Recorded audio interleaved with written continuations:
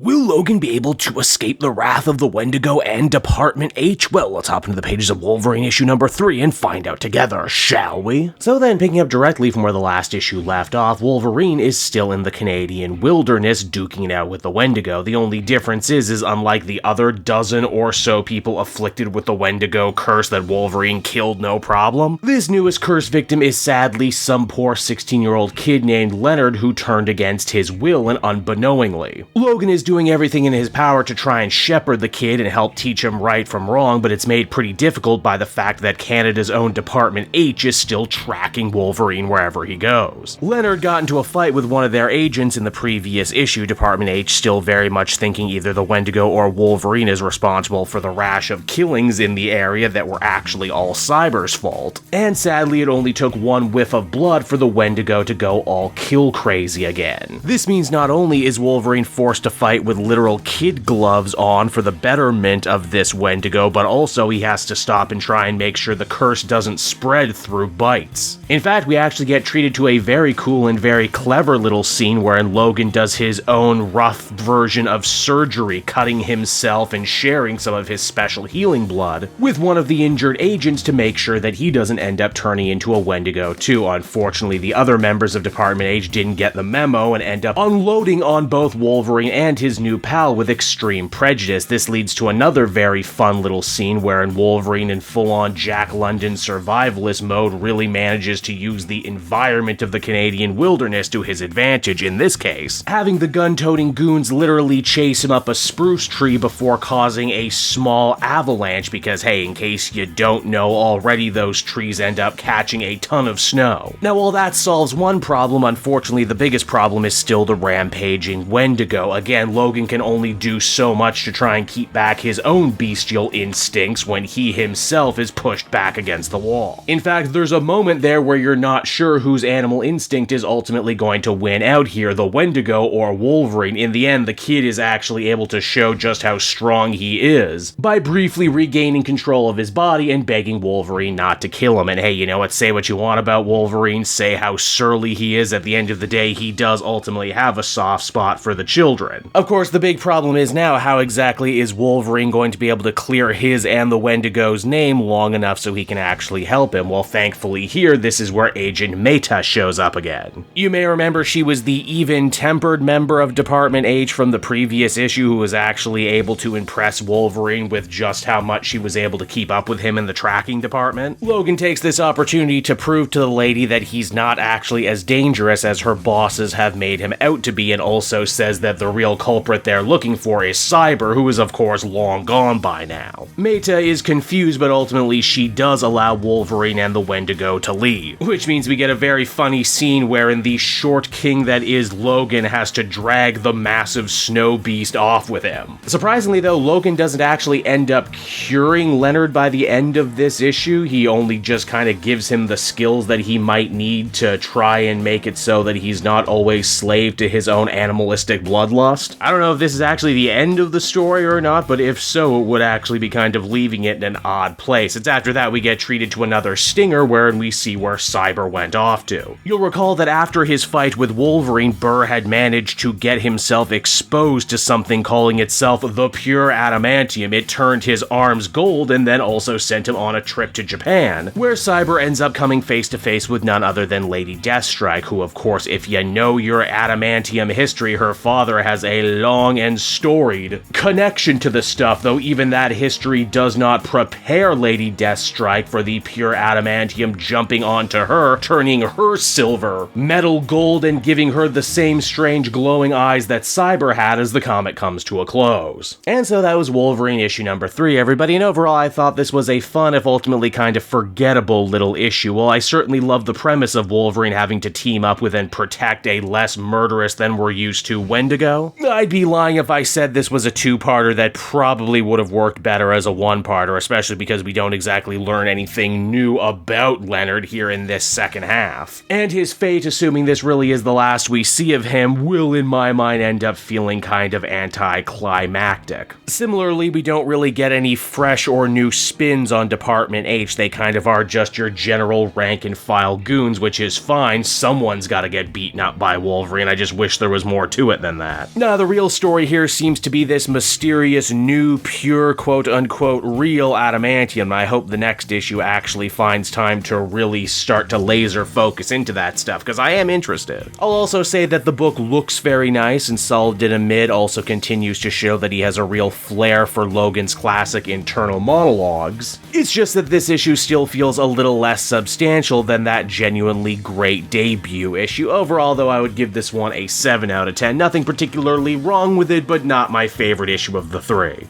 Hey there everyone, it's your old pal Cape Joel again, thanking you so much for watching to the end of the video. I hope you enjoyed it, and if you did, why not check out my Amazon link down in the description. Yes, that's right, the Cape Joel channel officially has its own Amazon storefront now. You can pick up a comic or anything else for that matter, and if you did, you'd really be helping me in the channel. So with that out of the way everyone, I will see you again next time. Bye-bye.